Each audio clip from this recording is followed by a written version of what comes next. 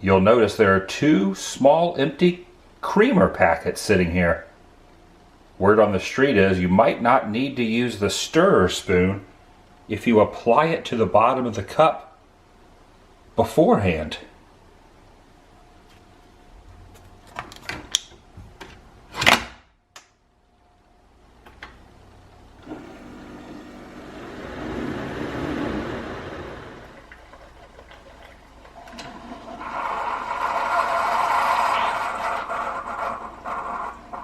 Dang, it might be 100% true. However, I feel like now more than ever this tropical hideaway spoon needs some usage.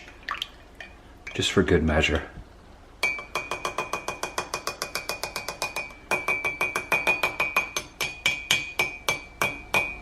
Welcome everyone.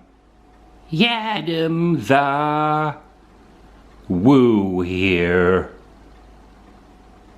Today, number 2 of staying indoors. A different experience for me. I'm used to going out and about. But not today. And not yesterday. I'm going to go through some of my artifacts, things I've found, unusual items over the years I have collected. Nothing Disney. Nothing Back to the Future. I'll save that for another time. I'm inviting you to join me. Shall you?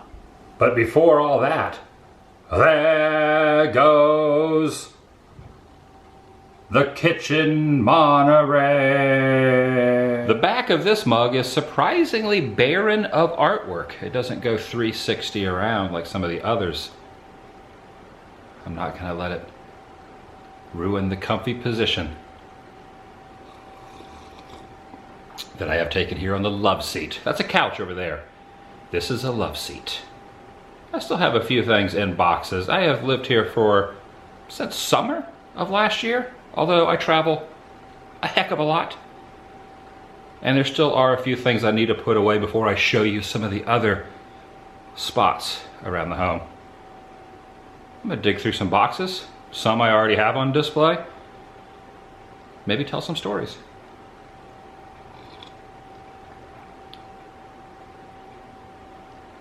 Just nod your head yes. I'm going for 11 today. Stepping it up 1 from the prior. 1, 2, 3, 4, 5, 7, 8, 9, 10. Whew.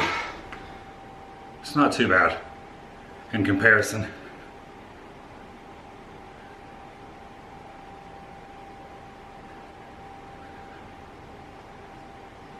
Oh, that feels pretty good too.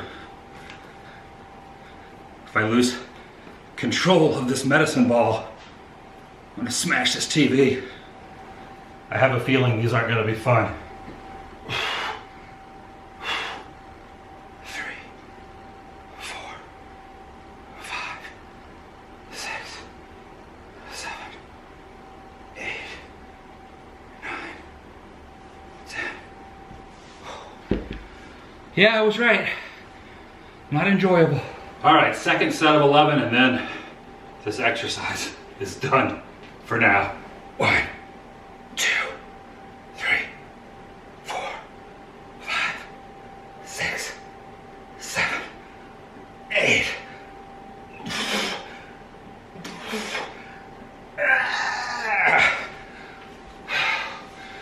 I know I should be going all the way to the floor and all the way back up, but it's a start. 2 sets of 11. Good times. Heart rate is definitely up. Blood is affirmatively pumping. Feeling pretty good, a little sore. On with the subject matter. Sweating. Sweating a bit too. By opening this door, getting a breath of serious fresh air and coolness. Only 53 degrees right now. It's drizzling a bit still. Still has not dried up. I think later in the week, or later next week, The sun will be coming out. Also, I am not a fitness expert nor a fitness novice. I know nothing about fitness other than doing a lot of walking, getting my steps in, and cardio. But by documenting this, it helps keep me motivated. And, you know, a little workout during these interesting times staying at home. Never hurt anyone. It helps me motivate not only myself, but possibly others. It's not pretty to look at. I kind of battle with even doing it. But as time goes on, I'll be thankful I did. Let's start down here on this bottom shelf, kind of tucked away from eye view. Are a few rocks and other pieces of television, theme park, and movie memorabilia. Splendid china guide map. The place no longer exists. It's now Jimmy Buffett's Margaritaville Resort in Kissimmee. Might technically be in Orlando, Florida, but it's on Highway 192 near the other theme parks. I went in there many times before it was completely bulldozed. And I found this. One of the few relics from that place. Still floating around as far as guide maps goes. Count Stankus, known for the Toy Room of Insanity. Probably one of the biggest Planet of the Apes fans, the original Charlton Heston film that I've ever met. And him and I went out to Malibu Ranch, where Ape City was constructed. And at the time, a few years ago, there were still pieces of Ape City's construction out there. And I got this. Right there. That's part of Ape City. This is what it looked like when it was still there. Well, actually, that's a screenshot, I believe, from part 1. Could be part 2. They use it in both, the first and second. And they tore it down, chunks of it all over that hillside. He informed me that he went back after we went the initial time, and there are none left. They're all gone. Now, this is an interesting piece. I believe, I am 99.9% confident that my friend Matt Blasey, who is most likely the most biggest self-proclaimed aficionado and knowledgeable person when it comes to the Blair Witch Project, teamed up with him on a series of videos, one including the Dawn of the Dead filming locations, the original Romero. He got this from the spot, from the house at the end of Blair Witch Project. That classic ending scene in the basement. The house is gone, but this is a part of that home. Right there. Love that movie. Many years ago, when I did the filming locations for this, I could not find the precise spot this stood. I was in the approximate vicinity, but I think I was a few hundred yards off. I wish I could have seen this with my own eyes, but it's been torn down for years. Wonder if that basement's still there, underground. Been covered up. You gotta wonder. Joyland Amusement Park was a themed attraction that has since been long removed in Wichita, Kansas. These have no cash value, but you can get 25 cents worth of food with them. And next to that, this #1 number plate was mounted on the Large Marge Memorial inside the Wheel Inn Diner, which also still no longer exists. Now, it cannot be seen in the movie itself. It was added to the table afterwards. It was still an active restaurant. But where those candles are in the bottom left corner is where it was screwed into. At least a dozen times I ventured out to Cabazon to see if the doors were unlocked or if it was accessible, and it never was. Until that final time, windows were busted out, the door was ajar, the whole place was falling in, and I was able to salvage this. Shortly after, the bulldozers arrived. Now it's just level land. This rusty nail came from Little Rock, Arkansas, next to the sidewalk outside the fence line of the former home of the Osbournes. No, not Ozzy. The ones that had strung up lights all along for all to see before they moved to Disney's Hollywood Studios. So there's a little Disney tie-in, even though it is not a Disney artifact. Just think about it. Streets of America, if you watch that light show, those lights used to dangle from this, from Little Rock, Arkansas. By looking at it, you would think, what in the name of heck is this? This piece of dirty tape was stuck to the ground in an alley. Just after season 1 of Stranger Things came out, I went to this spot where the fight scene took place, and on the ground was their markers. So below their feet is that piece of tape. It was still there. And now I have it. Speaking of Stranger Things, that new Coke was used to promote one of the seasons later on as time went on. So I have that sitting on the same shelf. This man-made rock, I believe it's a piece of concrete, was part of Zorro's cave. It was created from an old, don't quote me on that, but it was a cave used for an old serial Western style TV show that protruded off of a real boulder out near Simi Valley. An old TV prop. Inside this Ziploc bag is a rusted screw and a piece of concrete that was a tree bark.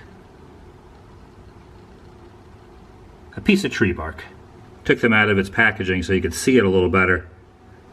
Located in Central Florida, My Girl, starring Macaulay Culkin, the willow tree was made up, it was fake. It was made of steel and metal and concrete. And when I discovered the location, the couple that lived there invited me into their yard. When I showed up, knocked on the door and asked, and said I could go take a look, take a gander, and take some pieces. It's a piece of awesome movie history that I have. I went back a short time after that to say hello and also see the tree once again. The dock at that point had been completely removed, and off in the woods were the planks from that. I neglected to ask for one of those, so that still most likely sits there rotting away in the wilderness. And even that was a long time ago, so who even knows now if anything still remains. But speaking of docks, I do have a chunk of one. This particular piece of lumber / wood that has seen better days, has a Jason Voorhees Friday the 13th Part 3 history. This was where Jason first appeared in the hockey mask when he walks out towards the lake. The first time ever. There was no hockey mask in Part 1 and Part 2, but in Part 3, considerably into the film, is where he appears in all his 3D glory.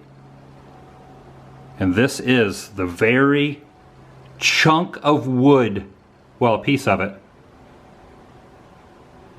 that he just kind of skedaddled across, well, moved very slowly across. The ranch is off limits to the public. A guy contacted me and knew the owner. So after a few emails, we ended up going out there and talking to the owner of the property. Said, well, a lot of it is gone. There's not much left. Don't take a lot, but if you want to take a couple items, feel free. One of them is also the bridge where the van drives across. He crashes his head through the window and she runs off into the woods. So I also got that particular piece. And one of my personal favorites, a rock from the fireplace where two different things took place. He had the fire poker, kind of jabbed it into the belly of the one victim, as well as a juggling scene that was taking place inside the cabin that burned down many years ago. Not much left, but this can be seen on the screen. See the rocks over his shoulder there to the far right? That's the fireplace, and that is one of the rocks. You can see the weather wornness where the back end was stuck in the fireplace, and this front end was what you could see on camera and out in the elements. If you've ever listened to the band The Smiths, this might be of interest to you. In Indiana, the hometown of James Dean, at the museum, they gave me this photocopy back from 1988 where Morrissey himself, all the way from England, signed in the guest book. Pretty neat, huh?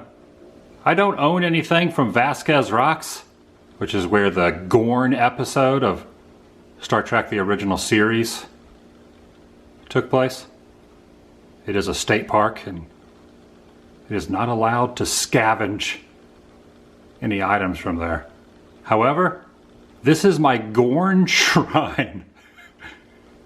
And in all this downtime, all this stay indoor time, I will be able to finish up my Blu-ray set of the original series. Season 1 and 2, in order, I have completed. I think I'm about 5 or 6 episodes into season 3. And then they will be accomplished. In order. Love that show. Didn't want to skim over this, but Larry, who does tours each year at the Monroeville Mall from Dawn of the Dead, the Romero classic, gave me this. Gosh, probably 5 or 6 years ago. This is from Day of the Dead, which parts of it were filmed in South Florida, Fort Myers area. This is a reprint, but still pretty awesome. Could be seen when the wind blows and the paper gets shoved up against the wall as the zombies are walking around. While I'm at it, might as well show this poster that I've been working on for, gosh, probably a decade now. Nearly the entire cast, well, most of the main players and a lot of the supporting cast have signed it. To Adam. People always ask, why do you get things signed? I only have 2 big posters like this signed, Dawn of the Dead and Back to the Future. That's the only ones I have. And I'm kind of on a mission to get them completed in all their glory, even extras and cast and crew. But people always ask, why do you get it signed to Adam? Why not leave it blank? And the reason is, I want to keep them. I never want to be tempted in times of need to sell them, because they mean a lot to me. And that's the reason. This is 100% my favorite movie of the zombie genre. There's not even a close second, to be honest. You got Roger, Flyboy, even Ken Foree over there, Savini, George, right there on the forehead.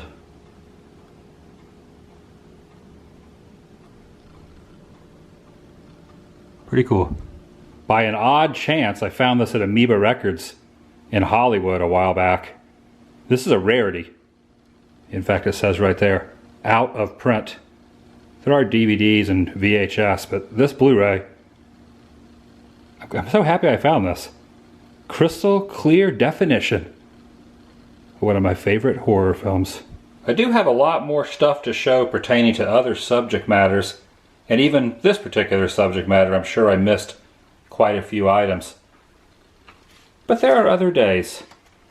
For now, I'm gonna cut open some of these California grown strawberries. You want to share? Don't worry, I'm giving them a good cleaning off and washing here in the sink. Giving them good.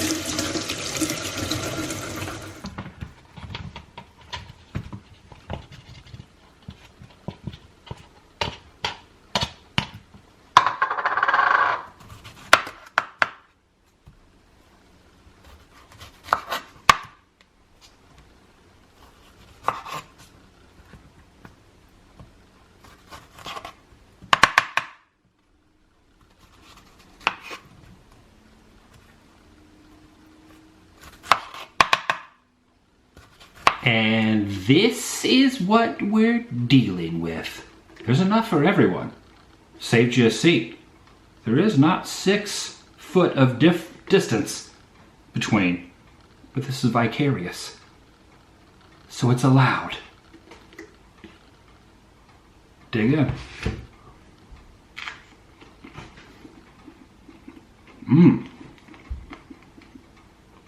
Oh man, that's good. That's real good. Kit Kat clock. I've had 3 of them. First one that I owned was my apartment back in St. Cloud, Florida.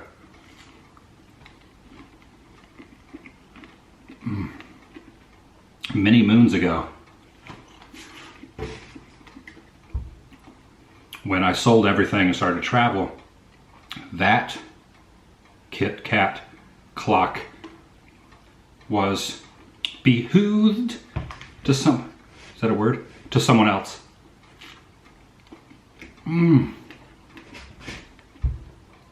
So good.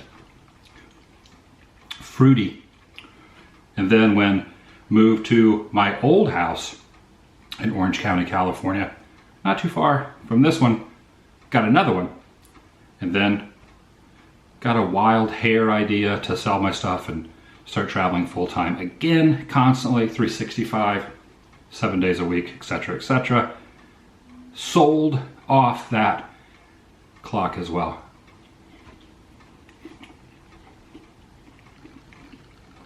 Now, this is the 3rd one, and hopefully the last.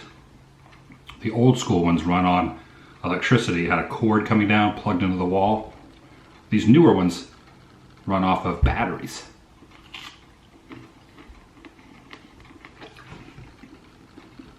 This one wasn't as good as the others. Okay, yeah, it is. But I hit like a part in the middle there that tastes a little wacky.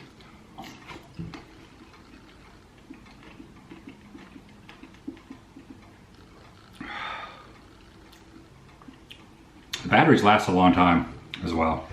Now, speaking of juggling, I wonder if I could juggle. That's going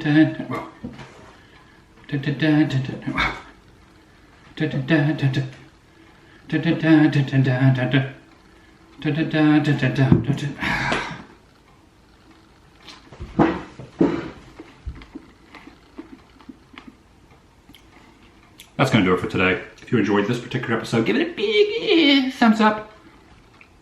It lets me know you care. I'll see you in the next video, the vlog.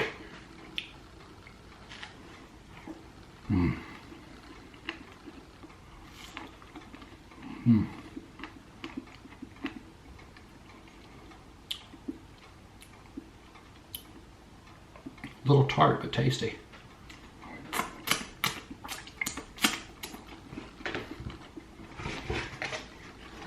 There's still 4 left.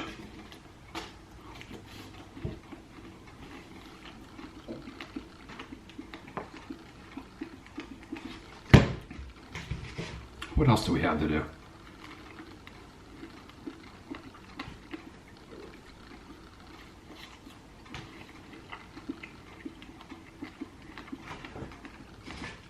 I'm getting full. I told you should have helped. Hopefully I can finish this. I am feeling the nutrients flowing through my bones.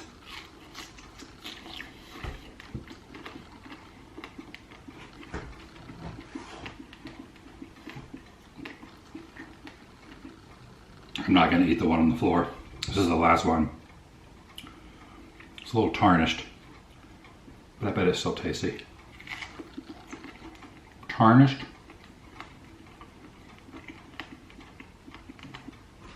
but tasty.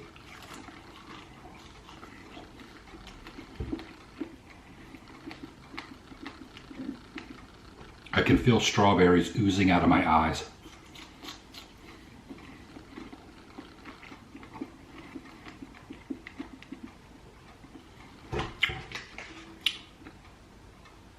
You snooze, you lose. The vlog is over. Hitchcock would be Yeah, proud.